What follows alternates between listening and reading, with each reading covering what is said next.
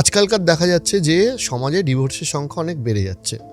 অনেকের দেখা যায় যে সমস্ত জটক বিচার করে সবকিছু ঠিক আছে তাও ডিভোর্স হচ্ছে। তো এইগুলো সমস্যা কেন হচ্ছে আর কি করা যায়? আজকাল খুব ভালো কোশ্চেন করেছেন। আর এই নিয়ে সমস্যা আজকাল অনেক ক্লায়েন্ট আসে বলে, দাদা আমার 36টা গুণের মধ্যে 28টা গুণ মিলেছে, তো রাজজটক বলেছে, বিয়ে দিয়েছি, মেয়ে চলে আসছে, অথবা হাজবেন্ড অন্যের সাথে অ্যাফেয়ার আছে।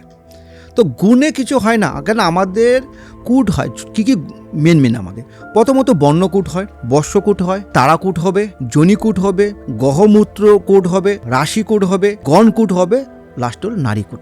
নারীকূট হচ্ছে সবচেয়ে মেন আমাদের। তো নারীকূট এমন একটা জায়গা, নারীকূট হচ্ছে সবচেয়ে মেন। কারণ নারীকূট যদি আর কারণ মিল না হয় তাহলে জীবনে কোনো সুখ হয় না।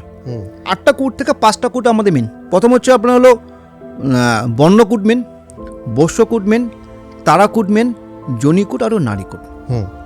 আর যদি নারীকূট যদি না মিলে, আমি দেখেছি ছেলে মেয়েকে বিয়ে দিয়েছে, নাতিপুতি হয়েছে, তাও কিন্তু ডিভোর্স হয়ে গেছে, অনেক দেখেছি এরকম, বা সংসারে সুখ নেই। তো নারীকূট হচ্ছে সংসারে সুখ, শান্তি আর হচ্ছে উন্নতি।